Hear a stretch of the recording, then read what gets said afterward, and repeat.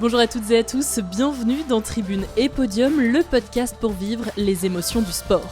Je suis Solène Rigoulet et tous les jours jusqu'à la fin de la semaine paralympique, on se retrouve pour tout savoir de l'actualité des Bleus à Milan-Cortina. 3 médailles, 3 couleurs pour la délégation française hier et il faut dire que c'était riche en émotions. On a vu des larmes de joie, de frustration et de colère.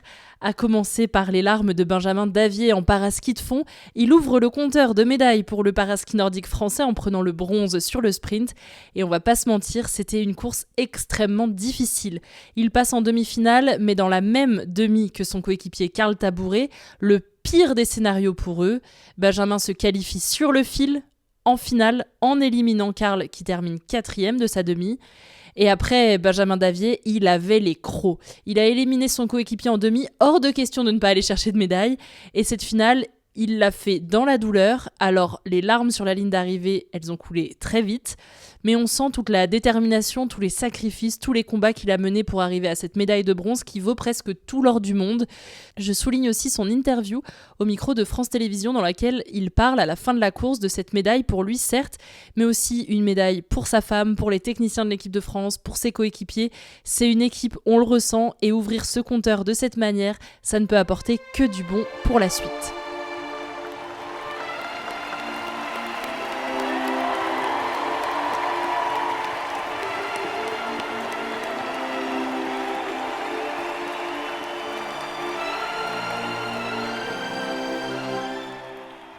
Les 2 autres médailles nous viennent du para-ski alpin, jamais 203 pour Aurélie Richard, 3e course au jeu de sa carrière et 3e médaille et surtout 3e médaille d'argent.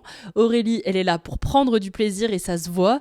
Maintenant que la descente, sa spécialité est passée, elle prend tout ce qu'elle peut, elle skie avec relâchement et ça paye avec une 3e médaille d'argent cette fois sur le super combiné, un magnifique triplé et lui... Il a conservé son titre paralympique acquis il y a 4 ans sur le super combiné.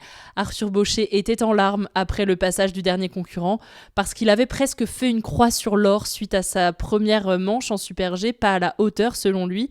Et puis finalement, il s'était lancé sur le slalom en n'ayant plus rien à perdre. Il passe donc de 5e à 1er grâce au slalom. Donc des larmes d'immense bonheur, mais en parallèle, son ami Oscar Burnham, lui, il avait pas les mots. La tristesse, elle était trop grande. Il est 4e au pied du podium de ce super combiné. En plus de la médaille qui s'envole sur cette course, c'était le rêve d'un doublé avec son ami Arthur. Rien que d'en parler, j'en ai les larmes aux yeux. Parce que je sais à quel point l'objectif médaille, il a une importance pour Oscar. Il en a pour tous les athlètes présents sur les Jeux, mais Oscar, j'ai eu la chance de pouvoir échanger avec lui. Il a raconté son histoire dans un témoignage sur Tribune et Podium. Donc je sais à quel point c'est important pour lui. J'espère sincèrement qu'il parviendra à monter sur la boîte sur ces Jeux paralympiques. Il a le niveau, donc c'est encore possible et on y croit.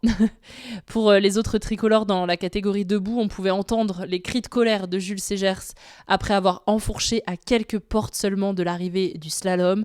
Pourtant, si bien parti, il est DNF, tout comme Jordan Broisin qui lui est sorti sur la première manche. Pour la catégorie assis, on espérait voir 2 Français, mais Victor Pirel, très malade la veille de la course, a finalement déclaré forfait. Loubras Dagan se classe 8e à l'issue des 2 manches. L'important, surtout ce qu'il faut regarder, c'est son temps sur le slalom et la prise de repère. Il mise beaucoup sur ses épreuves techniques et il a le 4e temps de la manche au slalom, ce qui est plutôt positif. Et Hyacinthe Delplace chez les déficients visuels avec sa guide Perrine Claire termine 7e du super combiné.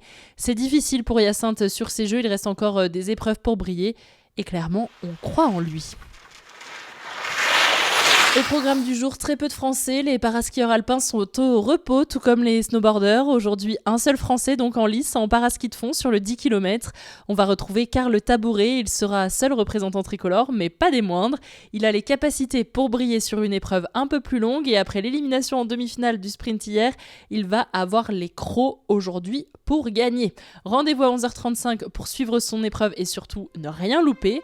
Petit programme dans l'agenda français aujourd'hui, mais c'est pour mieux préparer la fin de la semaine. Moi, je te souhaite une très belle journée paralympique. Je te dis à demain dans Tribune et Podium. Ciao!